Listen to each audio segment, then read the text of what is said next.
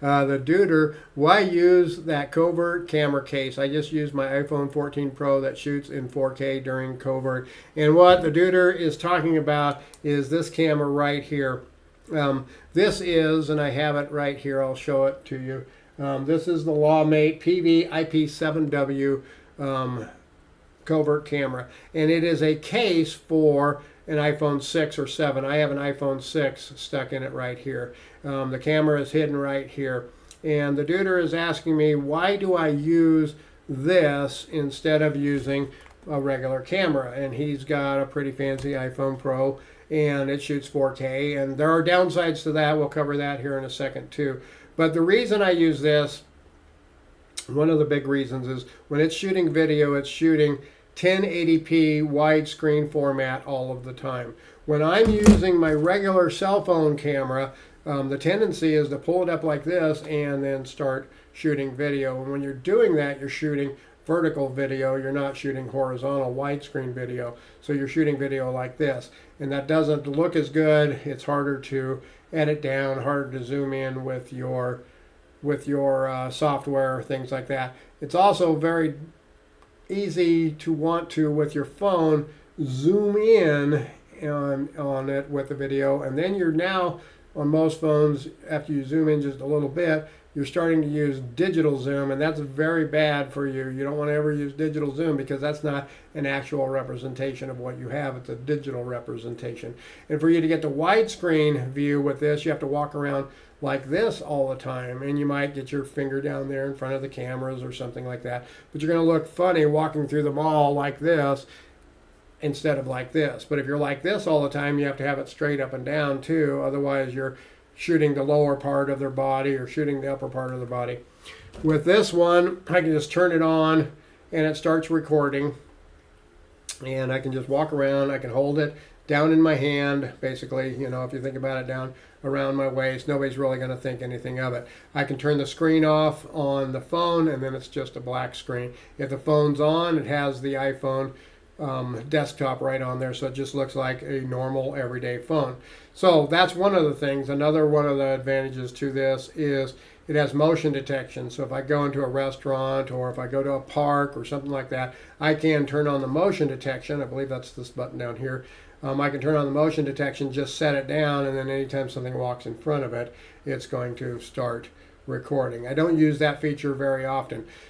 But the biggest reason that I do this, that I use this instead of this, is if the other side questions the technology that I use, they may want to subpoena my phone. And if they subpoena my phone as evidence, now what's on my phone? What's on your phone? My phone, I have my email on there.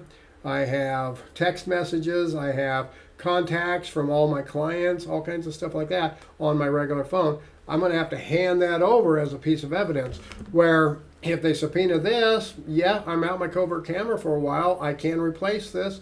I do have multiple covert cameras too, but then I turn this over, and I'm not turning over any personal data or any client work product or anything like that, like I might be if I turn over this. Another one of the problems with using a phone, if I'm shooting in 4K, that's really, really, really big video.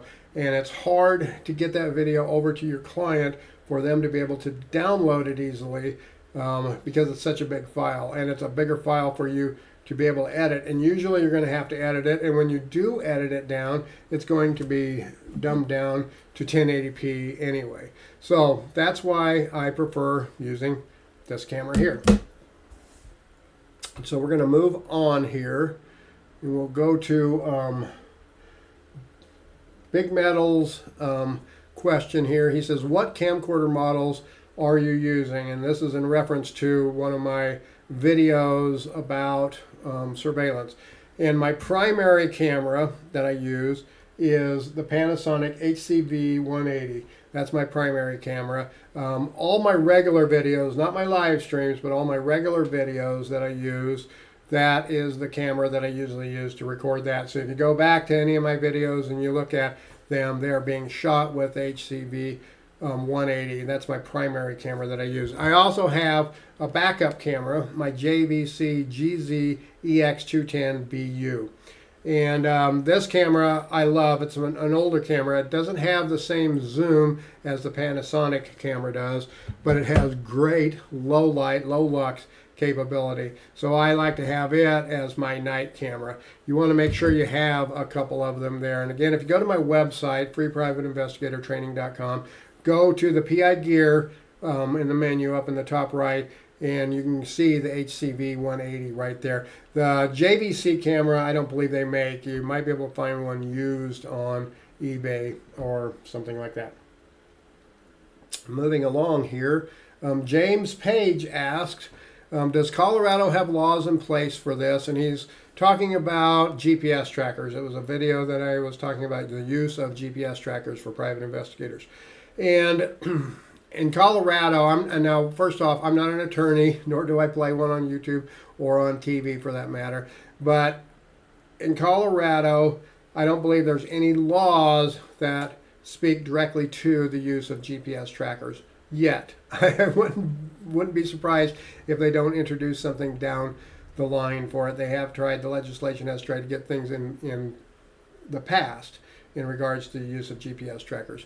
But there are plenty of laws in Colorado and all states that regard stalking and rights to privacy, different things like that. And there have been multiple cases in Colorado where private investigators, along with their clients, have been arrested for using tracking devices to track somebody because they're violating a lot of other laws like people's rights to privacy and stalking. And in most of the cases that I can recall right now, they were arrested for stalking. Now, I think they pled those down to a lower offense like harassment or something like that, but they were arrested for stalking. So I refrain from using it in any way, shape, or form. I won't use a GPS tracker or a Wi-Fi tracker or a Bluetooth tracker or anything like that.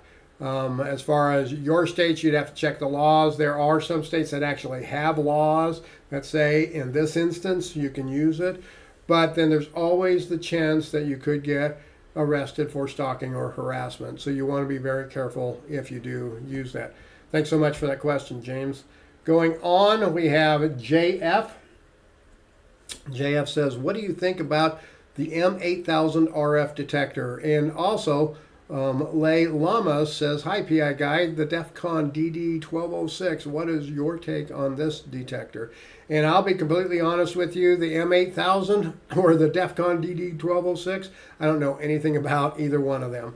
I have no idea. I know from the standpoint of a professional TSCM sweep, I would want to use the Andre, an advanced near-field detection receiver, plus another $10,000 or $20,000 worth of other equipment to do an actual professional sweep. But from the personal RF detector standpoint, I don't know anything about those. Again, I am a LawMate reseller. If you go to my website, www.freeprivateinvestigatortraining.com, click on the PI gear up in the top right menu, you will be able to find in there the LawMate RD10 and the LawMate RD30 personal RF detectors.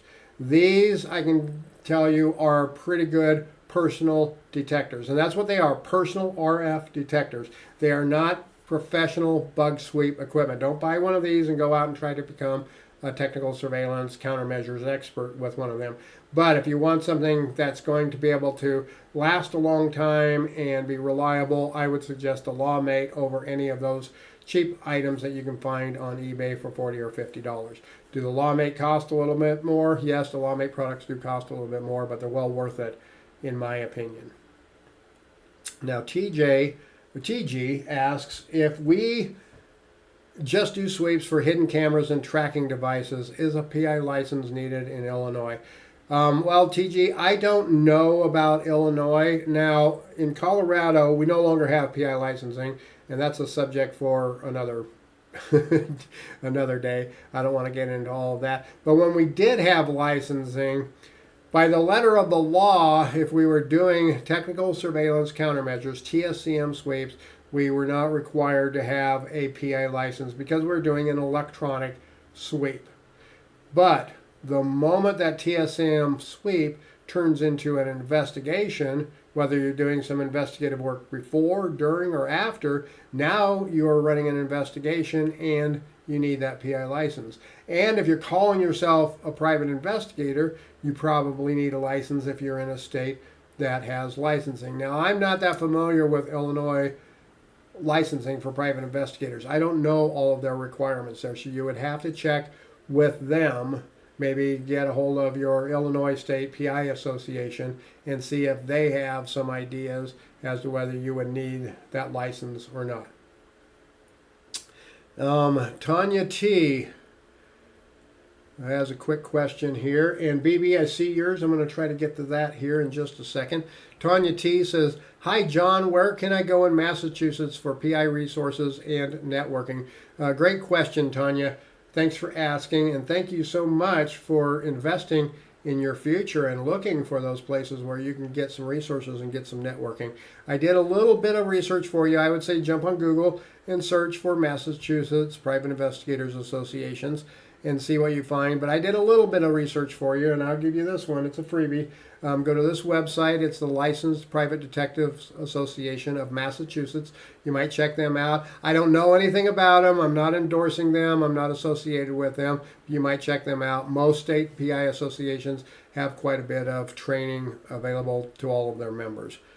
And then Cameron Oatman asked, "How is the insurance company sending checks if they don't have his address?" And this is in regards to a workers' comp surveillance case that I did a video about. And basically, we had to go out and we had to hunt down the guy and find an address for the individual. We weren't 100% sure where he lived. They had an address they thought was his, but it turned out to be a relative's. And how is the insurance company sending checks? The bottom line, Cameron, is most of these cases, personal injury, workers' comp, different things like that, they're not sending physical checks anymore. They're usually going to be a direct deposit into a checking account or a direct deposit to a debit card or something like that.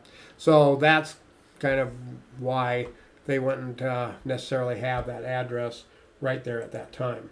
So let me go online here. BB says, "Hey, PI guy, in regards to process serving work, do you use any particular software and do you advertise that service separately from your PI business?" Great question, BB.